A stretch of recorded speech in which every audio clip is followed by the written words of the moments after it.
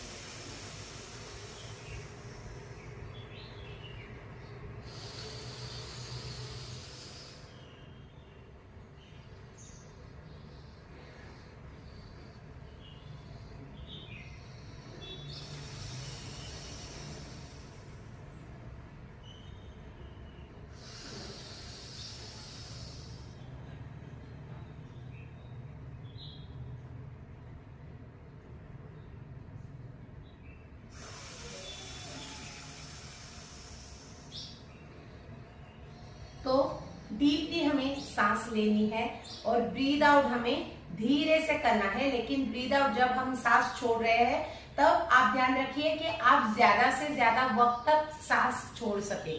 तो जितना आप स्लोली सांस लोगे, धीरे से सांस लोगे, डीप ब्रीद इन करोगे और डीप ब्रीद आउट ही हमें करना है। तो इसका आप राउंड्स में इसकी प्रैक्टिस कर सकते हो।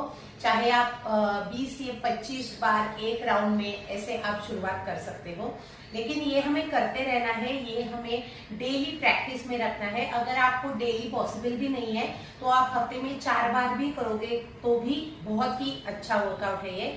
इससे आपको पता चल जाता है, एक चेस्ट के ऊपर एक एक्टिवेशन क्रिएट हो जाता है। तो इससे काफी मदद मिलती है अगर आप रेस्पिरेटरी प्रॉब्लम्स काफी बहुत बार फेस करते हो तो। अब दूसरा देखेंगे। इसके लिए भस्त्रिका, अब दोनों हाथों को मैंने मेरे चेस्ट के नजदीक रखा है। अब take a deep breath in and breathe out loudly. तो नीचे लेना है, एकदम स्पीड में नीचे लेना है हाथ, और ब्रीथ आउट हमें लाउडली करना है। तो चेस्ट आपकी ओपन रहनी चाहिए, शोल्डर स्क्वायर अपार्ट और पाम्स आपके सामने की तरफ। ब्रीथ इन, ब्रीथ आउट, ब्रीथ इन, ब्रीथ आउट।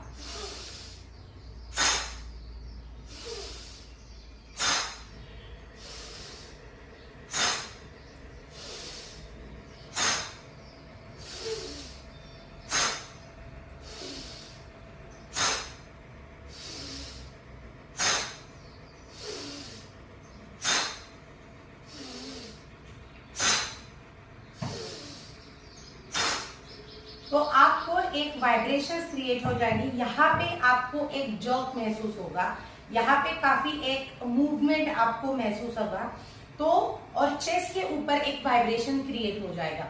तो ये बहुत ही अच्छा एक्सरसाइज है आपकी ब्रीदिंग सुधारने के लिए। ये ब्रीदिंग टेक्निक है, तो इसे बोलते हैं भस्त्रिका। तो ये आप 10 बार एक राउंड में कर सकते हो। थोड़ा फिर से सांसों को नॉर्मल करके वापस से आप 10 रिपीटेशंस दूसरे राउंड में कर सकते हो।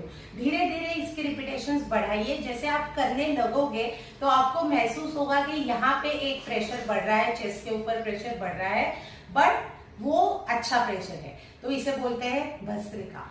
अब तीसरा जो हम देखने वाले हैं वो है कपालभाति। कपालभाति के लिए दोनों हाथों की ध्यान मुद्रा। अब हमें सिर्फ हमारी सांसें छोड़ने पे कॉन्सेंट्रेट करना है। तो हमें सांसें छोड़नी है, स्पीड में छोड़नी है। आप स्पीड नॉर्मल भी रख सकते हो, थोड़ा कम भी रखोगे तो भी कोई प्रॉब्लम नहीं है, लेकिन make sure your back is neutral, okay. और यहाँ पे एक कॉन्ट्रैक्शन और एक्सपांशन आप महसूस करोगे पेट के ऊपर और चेस्ट के ऊपर। तो चेस्ट के ऊपर वाइब्रेशन क्रिएट हो जाएगी और पेट के ऊपर भी। तो ये पेट की चर्बी घटाने के लिए बहुत ही फायदेमंद है। इससे आपके एब्डोमिनल मसल्स भी फ्लेक्सिबल हो जाते हैं, आपकी डाइजेशन सुधर जाती है। अगर आप कॉन्स्टिपेशन फेस कर रहे हो तो यहाँ सारे मसल्स आपके फ्लेक्सिबल हो जाएंगे और आपके कॉन्स्टिपेशन आपका चला जाएगा। तो ये पेट की चर्बी भी कम करने के लिए बहुत अच्छा वर्कआउट है, और सांसों के लिए भी, जैसे मैंने पहले कहा कि रेस्पिरेटरी प्रॉब्लम के लिए भी। तो शुरू करते हैं। अब एक डीप ब्रीथ इन करना है और वापस सिर्फ हमें कॉन्सेंट्रेट करना है कि हम सांसें छोड़ें। तो आप keep breathing out loudly, okay.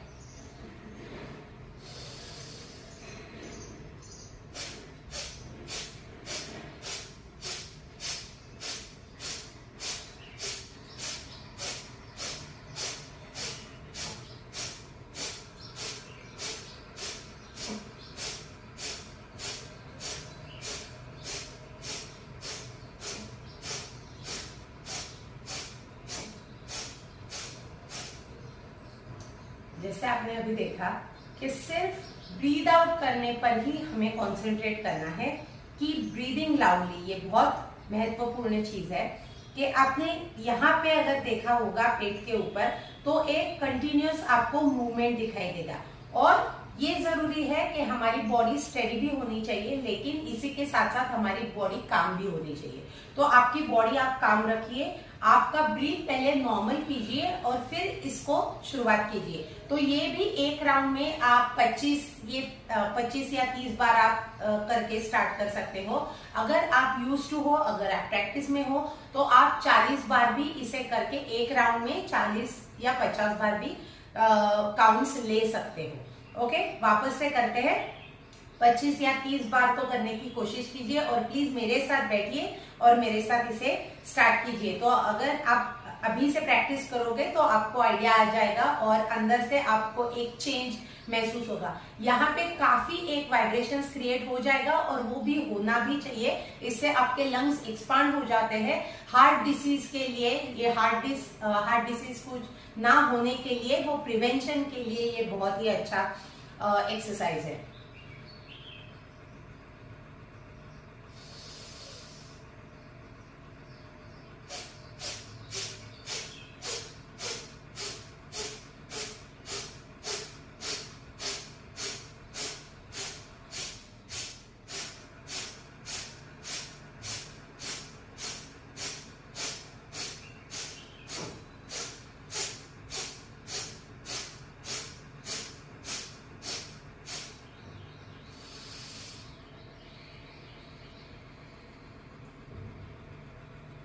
फिर से ब्रीथ नॉर्मल करना है,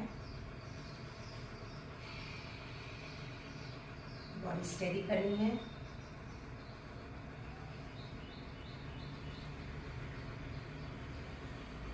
ये करते वक्त, कपालभाति करते वक्त ऐसे नहीं होना चाहिए। तो शोल्डर्स आपके मूव नहीं होने चाहिए, सिर्फ और सिर्फ वाइब्रेशंस आपके चेस्ट के ऊपर और आपके पेट के ऊपर ही दिखनी चाहिए, ओके। अब जो चौथा है वो हम करेंगे भ्रामरी। तो भ्रामरी करने के लिए, भ्रामरी आपकी मेमोरी बढ़ाने के लिए भी बहुत अच्छा है। आपका ब्लड सर्कुलेशन बढ़ जाता है, आपका ऑब्जर्वेशन भी इम्प्रूव हो जाता है। तो ये बहुत ही अच्छा वर्कआउट है। अब मैं आपको दिखाती हूँ कि आपको एल्बोज आपके बाहर की तरफ रखने हैं, चेस्ट वापस, हमें एक चेस्ट आपको ओपन रखनी है। ओके, अब हाथों की उंगलियां, हम 2 उंगलियां रखेंगे हमारी आंखों के ऊपर, फिर 2 उंगलियां होंगी यहाँ चिन के यहाँ पे, और एक जो अंगूठे हैं हमारे वो हमारे जाएंगे कान में। तो हमें बाहर की आवाज सुनाई नहीं देगी। पहले तो आप मेरा देख लीजिए और फिर इसकी प्रैक्टिस कीजिए। तो बाहर की आवाज पूरी तरीके से बंद होनी चाहिए। आपको बाहर का कुछ सुनाई नहीं देना चाहिए। और टेक अ डीप ब्रीथ इन, और फिर धीरे धीरे हमें सांस छोड़नी है, और सांस छोड़ते वक्त एक हमिंग आपको क्रिएट करना है। तो जैसे आप वो हमिंग क्रिएट करेंगे, आपके पूरे दिमाग में, आपके पूरे माइंड में वो हमिंग पूरा ऐसे भर जाएगा और आपको कुछ भी सुनाई नहीं देगा। ओके, तो सुनाई नहीं देना चाहिए, फिर ही आपका वो कंसंट्रेशन धीरे धीरे बढ़ेगा, ब्लड सर्कुलेशन अच्छी हो जाएगी। तो वो हम करेंगे। हमारे एल्बोज हमने बाहर की तरफ रखे हैं। पहले मुझे देख लीजिए और फिर कीजिए।